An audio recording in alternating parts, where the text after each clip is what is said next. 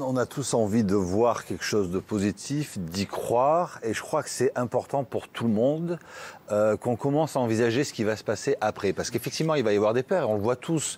On est tous mal à l'aise à un moment où on n'a pas le masque, en disant tiens, j'ai pas le masque, c'est pas normal. Oui. Donc ça, il va falloir bosser là-dessus.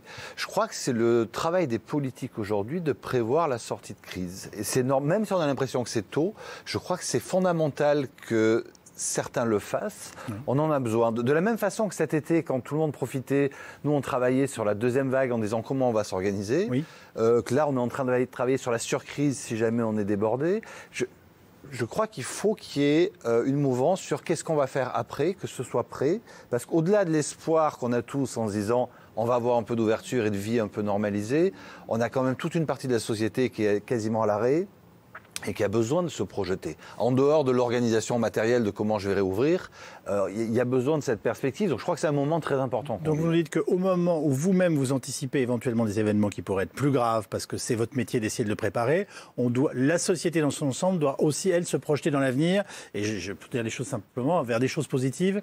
Bien sûr, ne serait-ce que pour ne pas être confronté à ce qu'on a vu l'an dernier, c'est-à-dire ce besoin de tout lâcher d'un coup, de tout oublier. Là, je pense qu'on le fera moins, parce qu'on sait quand même qu'il y a... On a compris quelque chose ? On peut l'espérer. Je pense que ce sera plus progressif. Mais on a besoin de ça, on en a besoin d'avancer un peu. Les hôpitaux sont pleins, ça continue à monter. On est toujours sur une zone de crainte qui est très très instable. Oui. Mais il y a quelques signes indirects où on a l'impression qu'on s'approche, et c'est ce que vous disiez dans l'introduction, on doit s'approcher un petit peu du pic. Donc oui, clairement, il faut envisager ce qu'on va faire dans un mois. L'espoir de la météo, c'est quelque chose qui a une substance pour vous ? En tout cas, le beau temps. C'est pas un beau temps durable. Tout. Il y a quand même beaucoup de papiers depuis un an qui mettent en place des corrélations. Oui.